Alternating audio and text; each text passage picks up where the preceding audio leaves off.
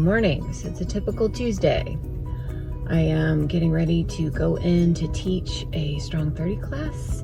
Right after that, I have a Zumba class, and then I have got another Zumba class tonight. So Wednesday is Wednesday.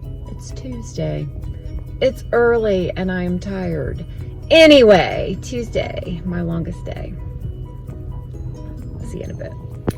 I think if we're gonna judge how good a workout was based on how disgusting you are, that was a pretty fantastic workout, I just gotta say. So this is the part of the day that's the hardest because I have just finished my 2 classes and rushed home, and now I have a phone call. So one thing to the next, that is how Tuesday rolls. I do have Quest bar.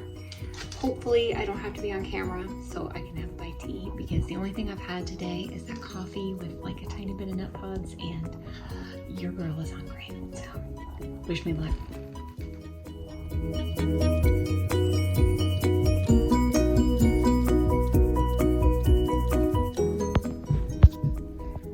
I just think it's interesting, and I keep thinking it's interesting that nobody talks very much about maintenance. And maintenance is the hardest part. Maintaining a dramatic weight loss is like way harder than actually losing the weight. And I don't think people understand that. And also, I think people don't want to hear that, because the weight loss part is so hard. Because it is, right? It is. I mean, it's not easy to lose 10 pounds, much less 100 or 200. But people don't really want to talk about that. They don't really want to hear it. So the reason that I decided to start recording this stuff is because I want to talk about it. Like, I think maintenance is tough, and I think it's really hard. And also, I think I kind of have a weird story. I mean, weird is probably the wrong word, but I feel like I lost weight after 40, which everybody said I couldn't do. And I have maintained that loss for several years. And I became a fitness instructor. I became a Zumba instructor. I'm a certified group fitness instructor. I am a Strong Nation instructor. I am certified from the National Academy of Sports Medicine as a nutrition coach, which is kind of hilarious to me, just to be honest. I don't really feel at this point that I'm ready to coach anybody, because I'm still in recovery from my own binge eating disorder, which is another thing. That's an ongoing struggle. But I really think it's important to have these conversations and to talk about this stuff, and that's why I decided to make a channel. So I'm Stephanie, the next Iron Steph, because I love a good pun and I love to lift weights. So thanks for coming along.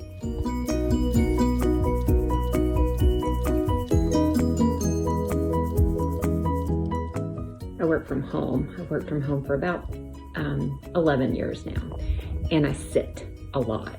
So periodically I like to get up and kind of walk around, stretch my legs a little bit, and get some water. I haven't had enough water today. My eating, candidly, has been pretty crappy today. You've seen that in this video. Had a Quest bar, coffee, I had a protein shake in the coffee, and a keto crisp bar with some Fit butter. That's all I've had to eat today, which is kind of ridiculous considering my workouts. But Tuesdays are hard, and I'm just really honest about hard days as well as good days.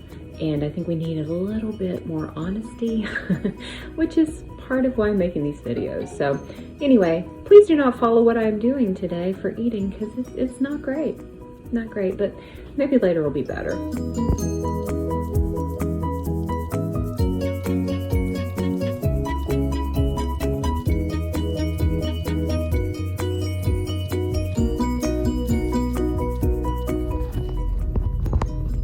Okay, it is dark time, and I am back to teach my second Zumba class of the day, but I have a few minutes because I always leave a little early. I never know how traffic is going to be where I live, And the class that is in the room right before me, they always like leave right on the dot of time that they want to be done, which is totally fine. You know, take your time.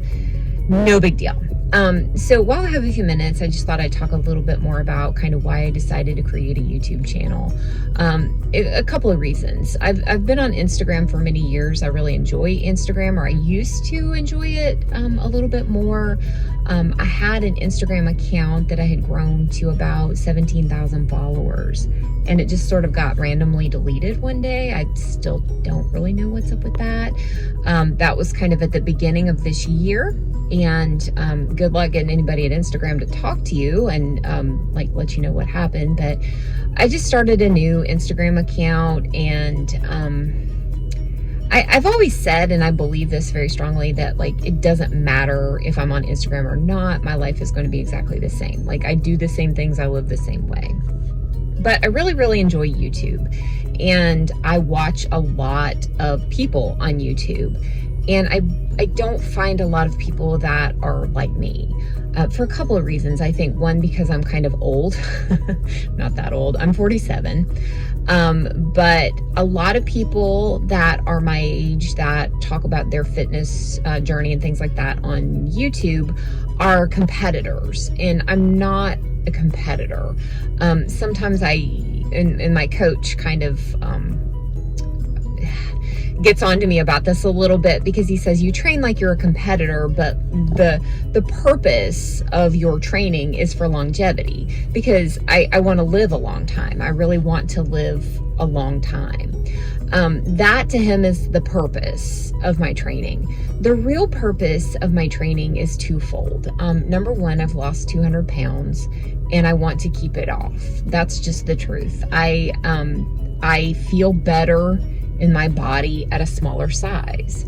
I'm not small. I'll never be small. I'm a very tall person, and I think I'm just very average, but I feel better physically, and I'm able to do things physically now that I couldn't do previously.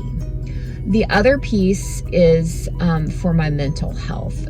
I have suffered with anxiety and depression my entire life. I don't remember not being anxious and depressed. I was born this way. I mentioned in a previous clip that I struggle with binge eating disorder. I've had a lot of struggles with my eating, with my weight, obviously. So I made a commitment a few years ago that I was just really going to do the best I could to lose weight and be mentally more well and healthy. And I don't want to come across as like weight loss solves mental health issues, because it absolutely doesn't. And I also don't want to imply in any way that like if you don't want to lose weight or can't lose weight for whatever reason, that your mental health is going to be affected. Because I believe that they are two different things, but I believe for me personally, my mental health is greatly affected by my exercise and how I eat. Today was a bad eating day, a bad example, because it was just a busy day. So it was kind of, random. But being outside helps me a lot, working out. I did a lot of walking, especially during the pandemic, and that really helped me a lot.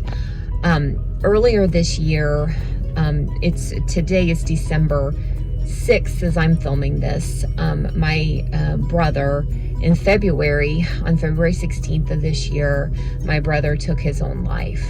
And I truly believe that having a regular routine, a regular exercise routine, classes to go to, classes to teach, the outdoors, the walking routines that I have, things like that, I believe that is what has kept me sane and going this year, because it's been a really hard year, a really, really hard year. Wardrobe change. This is the after class. Disgusting. Gross. But it was fun.